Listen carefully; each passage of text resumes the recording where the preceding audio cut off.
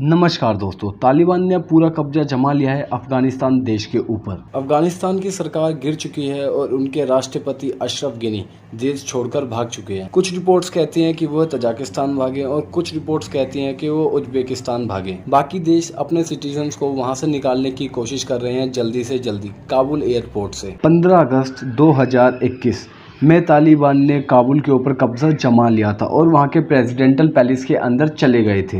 Denmark, Norway, Sweden, Germany, बहुत ही लंबी list है इन सभी देशों की जिन्होंने अपनी एम्बेसीज को अफगानिस्तान में शट डाउन कर दिया है। यूएस एम्बेसीज को भी पूरी तरीके से बंद कर दिया जा चुका है अफगानिस्तान के अंदर और बाकी बचे कुछ लोग काबुल एयरपोर्ट के जरिए देश से बाहर निकलने की कोशिश कर रहे हैं क्योंकि काबुल अफगानिस्तान की कैपिटल है और तालिबान ने उस पर चारों तरफ से कब्जा जमा लिया था। एक इकलौती जगह बचती थी लोगों के पास, काबुल एयरपोर्ट, अगर वो देश छोड़ के भागना चाहते थे। इसी कारण से काबुल एयरपोर्ट पे कुछ खतरनाक दृश्य देखने को मिले। यूएस इंटेलिजेंस ने कहा था कि तालिबान को कुछ 4 से 5 महीने लग सकते हैं पूरे अफगानिस्तान पे कब्जा जमाने में, पर तालिबान ने कुछ ही हफ्ते में अफगानिस्तान की सरकार गिरा दी। इसका कारण ये भी है क्योंकि अफगान आर्मी का कोई भी पॉजिटिव रिस्पॉन्स नहीं दिख रहा था। अफगानिस्तान के राष्ट्रपति ने एक ट्वीट के जरिए बताया कि वह देश छोड़ के इसलिए चले गए क्योंकि वह खून खराबा नहीं चाहते थे, पर रियलिटी है कि पुअर लीडरशिप, करप्शन, लो ट्रेनिंग जैसे कुछ कारण थे जिसकी वजह से अफगान आर्मी ने कोई रेजिडेंट नहीं दिखाया अपना, उन्होंने फाइट बैक नहीं किया अफगानिस्तान के खिलाफ। तालिबान आर्मी ने एक साइकोलॉजिकल ऑपरेशन चलाया अफगान आर्मी के ऊपर। उन्होंने टेक्स्ट मैसेजेस के थ्रू उनसे कहा कि अगर वह उनके विरुद्ध नहीं लड़ते हैं तो वह उनको छोड़ देंगे और उनकी फैमिली को भी कोई नुकसान नहीं पहुंचाएंगे। ऐसी धमकी दी गई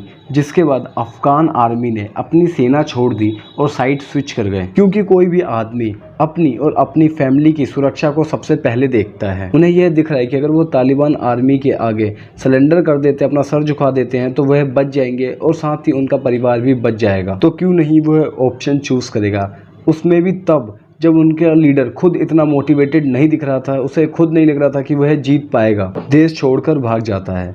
वैसे में तालिबान का राज स्पेशली महिलाओं के लिए अफगानिस्तान में किसी नर्क से कम तो नहीं, स्पेशली तब जब वह अपने पुराने रूल जो 1996 और 2001 के समय लगाए थे। ऑलरेडी बहुत सारी रिपोर्ट्स आना चालू हो चुकी हैं कि अफगान लड़कियों को किडनैप किया जा रहा है तालिबान फाइटर्स की वाइफ बनने के लिए और लड़कों को फोर्स किया जा रहा है कि वह तालिबान के लिए फाइट करें। ऐसे में लड़कियों को इस बात का डर है कि वह फिर से स्कूल जा पाएंगी या नहीं, क्योंकि जो इससे पहले तालिबान का राज था उस समय किसी भी महिला को अकेले घर से बाहर जाने की इजाज़त नहीं थी जब तक उसके साथ